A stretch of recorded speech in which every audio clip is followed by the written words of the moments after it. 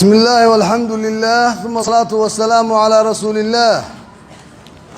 وأشهد أن لا إله إلا الله وحده لا شريك له وأشهد أن محمدًا عبده ورسوله الحمد لله الذي أرسل رسوله بالهدى ودين الحق ليظهره على الدين كله ولو كره الكافرون إن شاء الله تعالى خميستنا وعلى وظفي ليا إلى الجواب كبحين دون هذا الكينيكي وضع حبسي وكجر الشيخ حسن داهر لكن ده ما هن ردينتي أنا ردينتي هراء وقبورين ده ردين شروك عليه وأنا القضية وحمود تصحيحي سيري وإحنا كخلطمي كنا وأنا بشر لكن وحمود نقول النقدية وحي وكس حسن يا خير الله كسي وحي وكو خلطمينا وكسحينا إن شاء الله تعالى شيخ حسن داير ويس وحدوكتين تضباطكي هراء إن كهذا اللي شركة الصوفية ده جيس كأفريقيا يكون قبصدين مقالة مقدشو خاصة جامعة الله يقانو إن إمام شافعي هول كذا وين oo soo bandhigeen kitaabo ay yiraahdeen waa dhaxal cilmiyeedkii ahlus sunna wal jamaa ilayaga isu yaqaan ahlus sunna wal jamaa waxaanu keenay marka kitaabadii ay keeneen dhaxal cilmiyeedka kuwa kamid ay qariyeen oo asalkoodiya waxa kamid ah kitaabka la yiraahdo munaaqibkii qaadiriyada waxa kamid ah kitaabka jawhar nafis waxa kamid ah kitaabka tafriixul khaatir وحكم إذا متك كلا اللي يرادو تذكرة اليقين كتبتها سانو كان يفيض الأنوار والله هذا مناقب كالشيخ نور حسين كتبتها بين نقطة كان علمي جود وكان عقيدة مركين نقطه مسائل من نوافقي من نوا عقيدة ده وحن كوها يستفقه اسكما يستنا أنا جا قبورية مسائل فقه ومرحن سوي ما أنكرنا مركا عقيدة كم يدونه أصل كيف أنكو كلا تجنا فرع اسكما أصيبين شيخ مركز صدق حرمات بو يقول نقديي أدوكو ما أذين يري وهذا شيء وحبذا بو أمان وشيء هذانا وحير صدق هذا حرمات ولا كفي عناس كلا كفي عناد من وحير عدالة ما أنا وحاد مداوي يرنوعا ما إن العدالة دي كإيلتي أو لمن كل يراد الصوفية الله بيوقف سمان كوا خرافيال كتبت أدمشة كانت استعماله أو إلهي غيرك ويارتا أو وحبضنا وحن سمعية كوانا واني من علماء أو طبعا أحكام ليدو كوضا مكو أحكام ليدو سمعنا وتغان مركا إن لك لقاضي أهيد أو قلوا البحق هذا اللسية واسكدوا بتتعمين باتكو سميس ومدى كواد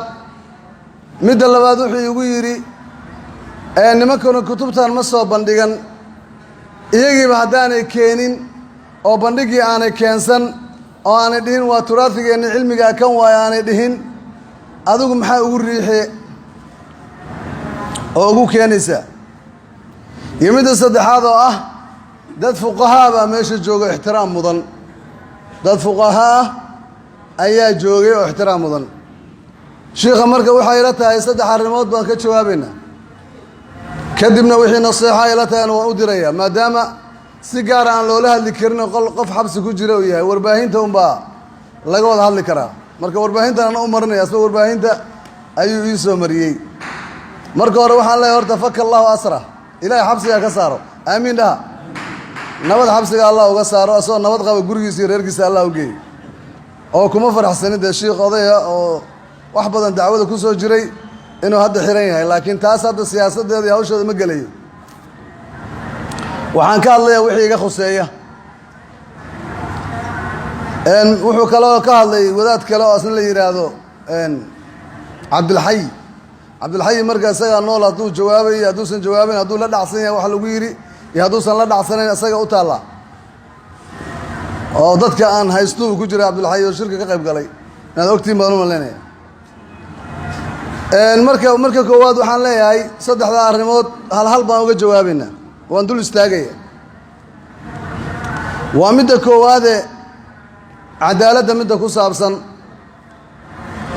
oo yiri sheekho wadaado cadaalada waad ka iilatay nimankii baad isku xambaartay nimanku iyaga aswatay anigu isku xambaarin koodii qabriga caabudayay weligii jiilaani u doodayay qaadiriyada kitaabkoodii ninkii yidhi ka tegista laga tagay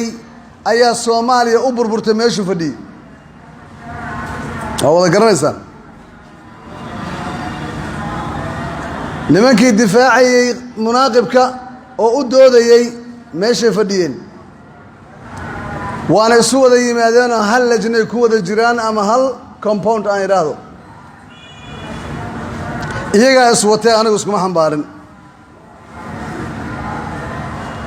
hadday inta iskala soocaan yidhaah war kuwaanoo kuwii qabuuraha iyo awliyada caabudi jiray munaaqibkii waxaas ku lumay annagu fuqahadii baan nahay axkaamley baan nahay beri baan ka nahay de khalad waa in la isku xambaara markaa dad kale baraa'a qaatay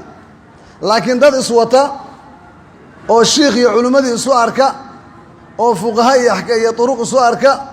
oo ashcariye wada wadaaga hal xero ku jira anugu ma kala saarayo iyagaa iswata keennay cadaaladda marka ka leexday ma ninka dad iswata kala fujiyey mase min dad iswata israaciyey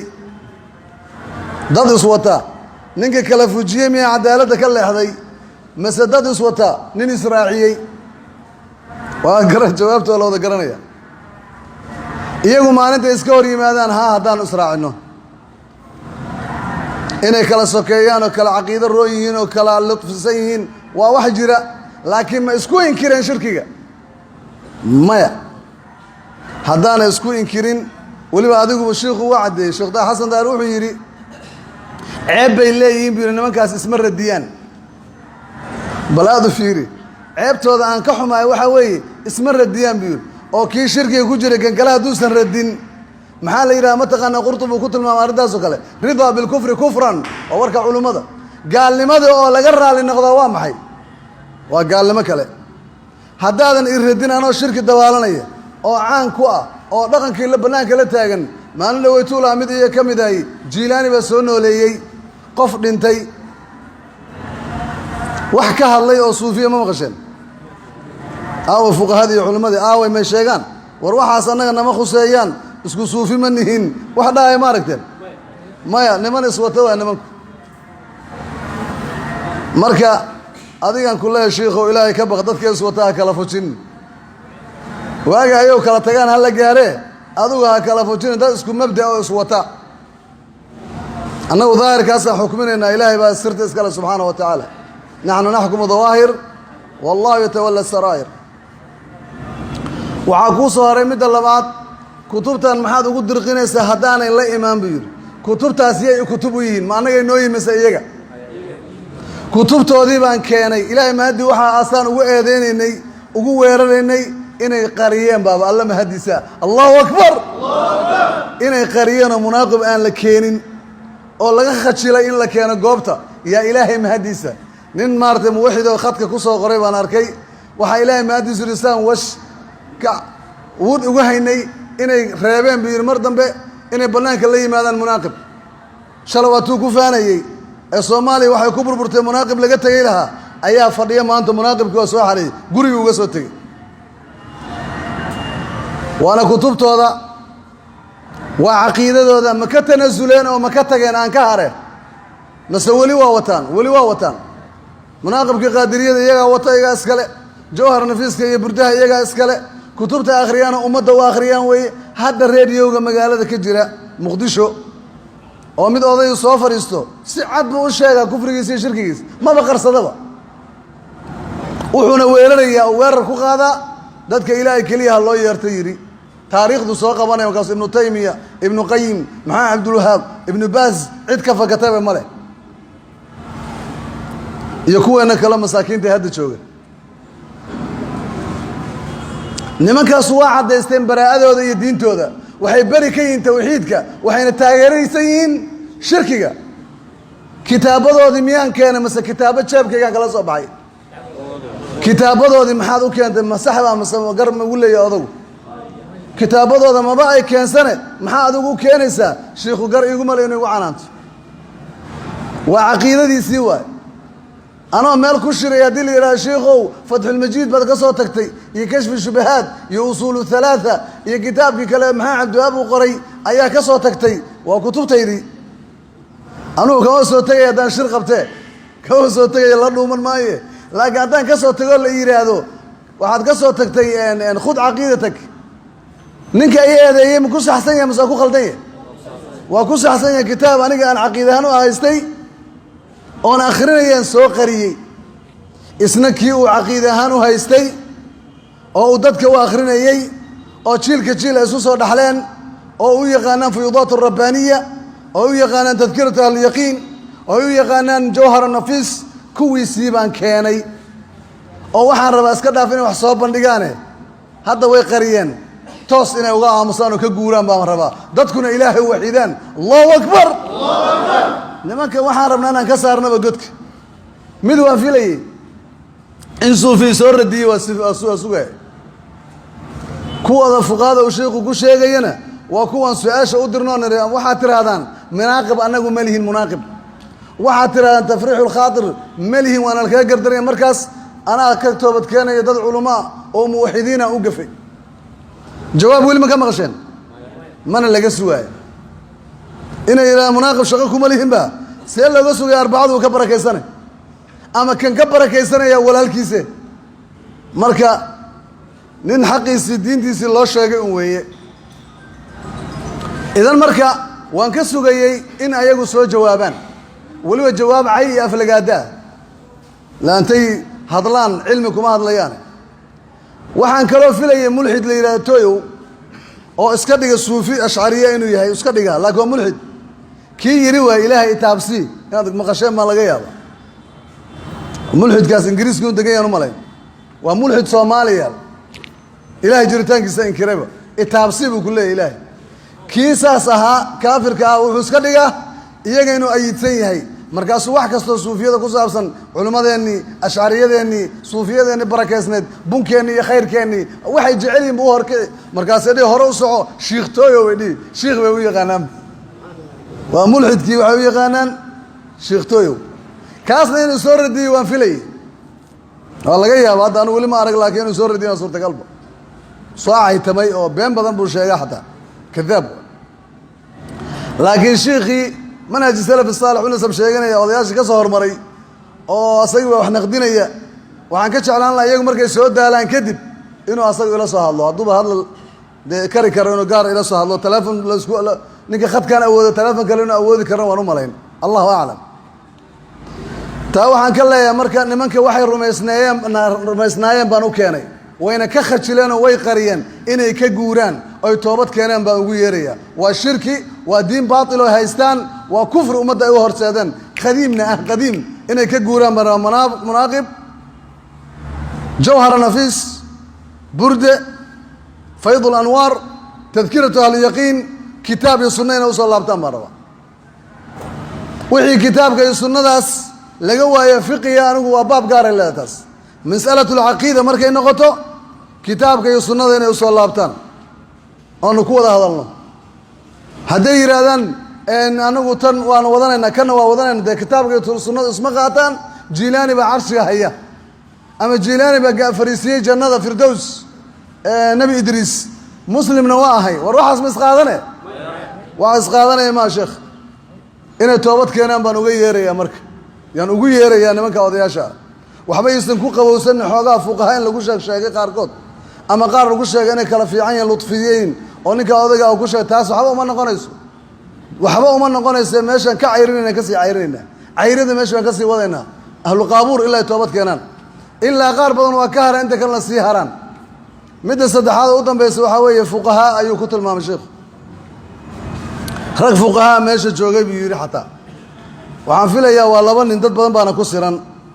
haddana magacooda inaan sheegin aan rabin dad badanna way garanayaan labadaa wadaad mid waa ninka mawliidka dadka inta fatwood istaagay qur'aan akhriyey aayaddaa qur'aankaa mawliidkii ku soo degtay yidhi oo dadkii mawliidka diin uga dhigayba ilaa ilaah kheyrka u gowraceen nebiga u gowraceen ilaa ay nebiga u yeerteen waa ramsu shirki waan odhan karaa ama waa tiir waa qutb u taagan hirgelinta shirkiga maxaa le kan jaahilkii turuqda iska xadraynaya aayaddaad ku qabsato ood xadiid ku qabsato ma yaqaan yuu isku hadlaynaya shiikha axkaamleyda adigu aad faqiih ku sheegayso maalin la weytahay kii u dambaysay kii ka horraysaba barnaanku la soo fadhiisa raadiyayaal buu duubayaa wuxuu yidhi qul bifadli illaahi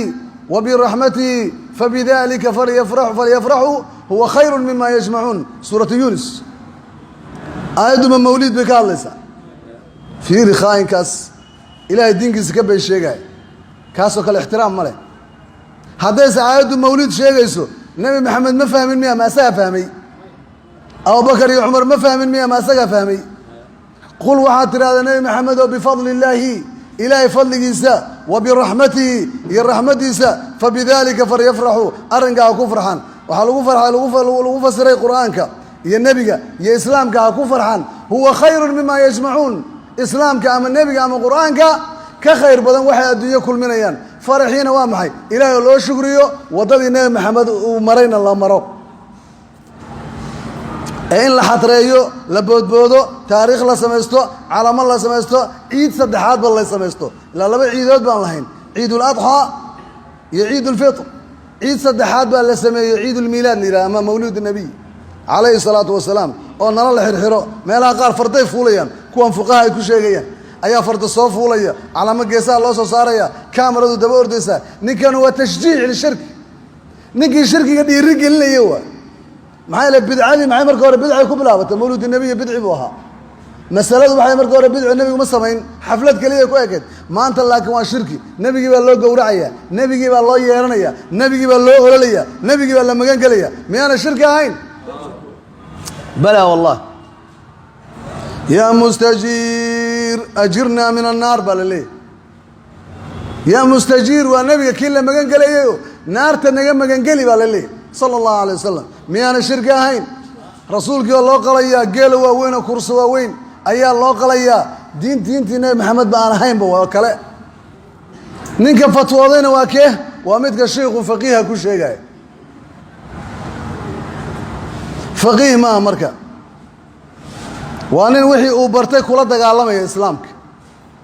بدل أنا وحي كحيل ديستان زياروي كيو ما لا لو حترين يا متجان وحلو ملين يا كوا بودو حترين ما نمر معقولة ويو فقهاء علمي بالإسكالي ماها رمزي الشرك وكنت أجاي وياك معايا الجاهل كان طرق ده اسكقي الغيلية وحما مش يقرأ هذي اللي سقطوا وكعاية ونسكتي لكن إنك أود هذه الدفاعية وأنك كان فقيه الله يغان لك فقيه معها كاسوا الله وذن المتكوت كان لبعض وأنك وسيلة فتوى هذا بشي ومربو حرام الله بلاد مركب راضي كالله وسيلة لغير الإله غير كي وسيلة الله مريكره أو شيخ يا ولي يا النبي اللي قلت وصولي كره أو إله اللي قلت وان كره أي فتوى هذا مركز الدلائل كينية أحاديث ضعيفة أي الله وذا إيمان يصير حديث كين دول كله ضعيف ما سكر وقات سنة ما هين حديث كين دول ترمي كويا وذا قرنسان حديث ضعيف ما لكن نكو نبي قويمت إلى بريبر إلى إنه عنده يفرو مركز يصير نبي ما اسكدافت ما اسكسبر ما يتكبير ويسير وحاتر هذا اللهم إني أتوجه إليك بالنبيك النبي الرحمة النبي قال الرحمة دان كوسو جينا دان كاغا اللهم شفعه فيها إله الدعاء سي أقبل سلاس واحد النبي هو الدعاء نكين هو الدعاء سي إله إنه أفرع حديث كثير وحكب الأبيض رجل ضرير البصر أتى النبي نقول ما هي ضرير البصر أتى النبي قويم أو قرقي ساسو جاء من النبي قويرت هدي النبي هذا كم كنت هذا يارن كرتو ما هو قويم يدعي به نبينا أدعي إلى أن أفرج وذكروا الله هذا وحيري ننكاس النبي كتوصلي بجاه النبي كتوصلي نبي قدس كتوصلي وأنا بين اللهم شفعه فيه معاه إله يقول شفاعة قاضي إيه أقبل دعاء سوا لا دعاء الشفاعة على وقت ما مركز لقال جنازة وكلام حي نك يا الشفاعة قاضي أنت أفرتنا أما كنت روايات قارون أيام الشفاعة قاضي إله وبريان بالجوده إذا مركز يدعي يشفع عقاد إلى يتوب أيضا لو ذا جوال اسمه غليه نبي قال الله يجري وليه صلى الله عليه وسلم لكن مركو انتي رسول قال له يشفع عقاد هل صحابينا ما كما غشين مايا بل عمر وحوياري رضي الله عنه وحوياري عباس بن عبد المطلب عام الرمادة سندكي عام الرمادة الأورنجري يا أبارت دعضي مركز اللهم كنا نتوسل بنبيك أي بدعاء نبيك نبي قال الدعاء الإنسان وكنت توسل جرني ما أنت نبي قال أنت واليوم نتوسل بعم نبيك maanta waxaan ku tawasulaynaa ducada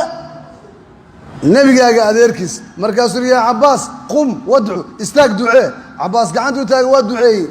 ilaahayna roobkii waa keenay muxuu nebiga u baryi waayey sala allahu calay wasalam waa shirki waa wixii lala dagaalamayey oo ilaahay la soo diray rususha inay burburiyeen wasiiladaasuu fatwoodaa ninka labaad weliba nebiga waa soo dhaafiyey awliyadii iyo saalixiintii iyo cid walbuu marinaya in lagu tawasuli karo waa dadka baneeyey marka geedaha dhagaxaanta in lagu tawasulo waa caqiidadii waxaa weeye quraysheed waa caqiidadii nasaarada nasaaradu nabi ciise ku tawasushaa yuhuuddana cuseyr bay ku tawasushaa kana jiilaan in lagu tawasuluu baneeyey ma alfarqu baynahum war maxaa u dhexeeya shiikhii fatwoonaya ma faqiihi ba mise waa daalim daalim cadwa daalim weliba cilmigiisii u adeegsaday iyo ilaahay wixii uu baray inuu baatil ku faafiyo faqiih baa loo yaqaan hadba gobol buu ka degaa aad baa loo soo dhoweeyaa doctor baa la dhihi doctor labada nin oo sheekh xasan daahir uu ku sheegay fuqaha inay yihiin kuwaasaan filaya waxaan leeyahay nimankaas waa baraa'o qaateen dadka ahlu tawxiidku waa ka baraa'o qaateene adiga baraa'adaada caddayso sheekhow maxaa yeelay midkood waa ninka yidhi ceelasha biyuhu nala degan yahay xaafadda uu degan yahay dadkii buu kala hadlay halkaan meelahan qof wahaabiyayaan guri laga karayn buu yidhi laga yaabaa qof qaarkiin wada garanaysaa qof wahaabiya muxuu ka wadaa qof ahlu tawxiida qof aan awliye tuugayn oo aan jinni ku tawasulayn xaafadii guriga hadduu faaruq yaa lagaama kirayna surwaalkaaga la fiirina hadduu gaaban yahay gar yarna aad leedahay ma bannaanaa lagu dhihi gabar xijaaban oo xijaabkeedu si fiican ma bannaanaa la dhihi qofkii laga shakiyaba ma bannaana xaafad dhan waa shiikhoodaa dhex fadhiya isagaana fatwooday ninkaasi ma baraa'o qaata mase ma baraa'o qaadan baraa'adii odagaa dhiman marka adaygiisa meeshuu aniga iga soo weerari lahaa ayaginu weerar ku qaaday ahayd ayaginu shirkigooda qadiimkaa ku weeraray ahayd inuu u mujaamaleeya ma ahayn ilaahay xabsigaa ka daayay intaa markaan ka jawaabo oo wixii ku saabsanaa aniga wixii odagu igala hadlay waa intaan ka xasuusto waxaan joogay 1998 taariikhda milaadiyada shiikhuna arki doona waan rajaynaya doodii sheekh xasan daahir iyo wadaado kale oo ictisaama iyo dhex martay jadiidiyada dadkii lagu martiqaado dhagaysanayaan ku jiray magaalada muqdisho xaafadda soos guri weyn oo ku yaalla lagu martiqaado dhanka jadiidiyada markaa waxaa matelayey oo soomaaliya ku cusub salafu jadiid baa la yidhaahdaa niman war badan qaylo badan ah marka waxaa matelayay nin la odhan jiray xasan xabeeb hadda waa dhintay iyo nin kale inuu nool yahay wadaad kale aanan garanayn nool yahay in kale waxaa la yidhahda la odhan jiray cabdullaahi xaashi doodaas marka hal eray buu sheekh xasan daahir cabdullaahi xaashi ku yidhi laakiin su-aal in laga weydiiyey sheekha ku habboonayd maantana hadduu khadka iga maqlayo su-aashaan waan weydiinaya wuxuu yidhi cabdullaahi xaashiyow adoo gaalkacyo jooga oo qaadiriye ah oo indhala soo tawxiidkuuguma yeerin cabdullaahi waa u qiray haa buu yidhi waa runta anoo ebeloo jaahil ah oo qaadiriye ah ayaad ii yeertay buu yidhi su-aasha marka shiikha aan u diray hadda waxaa weeye ninkaa loo yeeray muslim buu ahaa islaam kalaa loogu yeeray mase mushrik baa tawxiid baa loogu yeeray annaga jawaabta annaga maaha annaga waa naqaanaa shiikhay xaggiisa jirtaa maxaa yeelay waa hore waxaan shiikha ohan jirnay annaga markaan sheekaysanayno shiikhu wax walba oo ku adadagyaa laakiin markay qabuuriyiinta noqoto yucdur buu la soo istaagaa marka shiikhunu tii yucdurtii ka tegey waa loo cudur daarayaa iyo waa loo sheegayaa iyo laa tukafirhuma gaalaysinina ha degdeginina takfiirinta iska ilaaliya aad buu u dhihi jiray qabuuriyiinta hadda uu kala saaray laba u kala saaray shiikhu midna waa fuqaha buu yidhi kuwana waa kuwii eberka ahaa kuwii eberka ah baan shiikha weydiinayaa mushrikiin ma u taqaanaa kuwa jiilaani caabuda ee rumaysan carshiga gacanta jiilaani ku jiro maalin dhaweyti nin odayoo dhintay waad arkayseen muuse jiilaani waa la dhihi jiray isagaa fasiray munaaqibka oo yidhi waad yaabaysaana rumeeya markaasuu soo maray meel walba say tahay u fasiray oo uu yidhi waa saas weli waad yaabaysaa carshiga ilaahay gacanta jiilaani ku jiro waa ku jirtay dhulka ilaahay jiilaani baa yeesha waa ku jirtay shiikhow kuwaas ma gaalaysiisay annagu mushrikiin baa u naqaanaa kuwii xumaa oo aan fiicnayn baad ku celcelisay aan fiicnayn waa xun yihin waa sax laakiin xukunkooda sharcigaa muxuu yihi hadday mushrikiin yihiin kuwa iyaga isla socdaanna waa kaa sugaaya hadday muslimiin yihiinna dee walaalahood inaad ka reebta ma ahayn wada muslimiin dheh nimankii xumaa ha dhihin nimankii xumaa ha dhihin waa la yaqaanaa qaar baa xun buu yidhi shiikhu oo aan faa'iido lahayn oo ka hara shirkiga laga gari waayo oo munaaqibka ku dheggan kuwaas waa niman xun buu ku celceliyey waa niman mushrikiinaan leenaha annaga ilaahay khayrkii bay caabudaan ilaahay khayrkii bay ku tawasulaan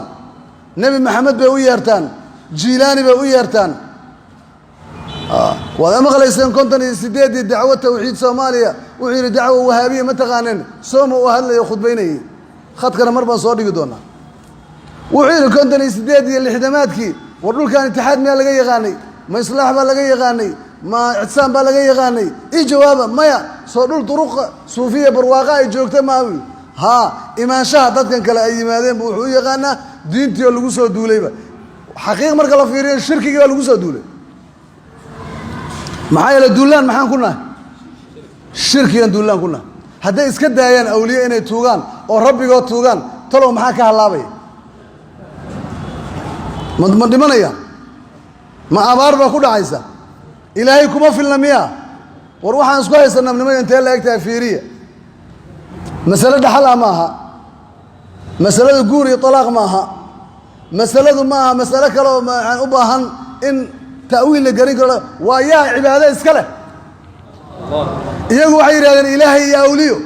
annaguna waxaan leenahay ilaahay kaliya war ma isku diin baana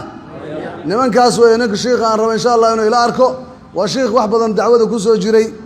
oo aan ogahay wax badan oo soo rafaaday inta aan ku darbaan leeyahay sheekh nimanka pointi fursad ayaan la siinin ayaga iyo mulxidiintaba shirkigana sidii baan ula dagaalamayna iyagana jawaabtii baan ka sugayaa ahayd kitaabadan ma adinka iska leh waabad leedihiin ka soo jawaaba haddaad leedihiin maxaa u qariseenoo bandhiga uga qariseen kutub kala bandhiga arday jaamacada loo yeeray kutubta kala la tusaya kana gadaal buu jira horta ilaahay baa maasaantay maanta la khajileen oo jaamacadoodii iyo kuliyadii iyo culimadii meesha joogtay iyo nidaamkoodii lagu dhex qariyay ilaahay baa ku mahadsan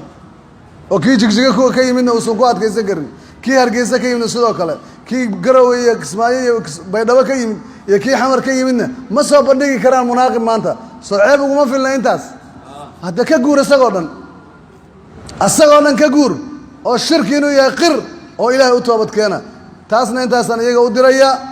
waxaan si guud leeyahay dad baa laga yaabaa inay isweydiiyaan waxaan haddii dhaqan Soomaaliyeed ahayd oo Soomaalidu weligood ku soo dhaqmaysay dacwadan dadkii bilaabay yaa ka mid ah nacam Sheekh Nuur Cali Colow baa ka mid ah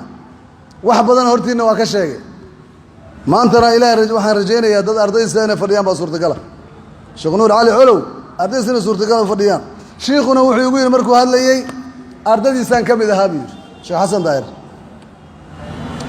dadkii dacwada geeska Afrika cadeeyo banaanka la istaagay oo loo xiray loo dhibaateeyay qaadiriya iyo uwaalkii iyo ahmadiya iyo zayliciya iyo uwaysiya iyo samatariyaan ahayn walina dad badan yahay see looga saari haddii loo qariyo loo majaamaleeyo korka laga salaaxo see loo toobad keeni haddaan shirkiga loo sheegin ummadda anaa diyaar waa inay caayaan anaa diyaar waa inay lacnadaan waa qaarkood baa lacnaday ilaahay baa lacnada aqbala subxaanahu wa tacaala wallahi khadkan ku arkay qaar caytamay si xun u caytamay anaa diyaar waa wax walba si aan u caddeeyo laa ilaaha ila allah ciddii dhuumanaysay dhuumo wajazaakum allahu khayran wallahu subxaanahu wa tacaala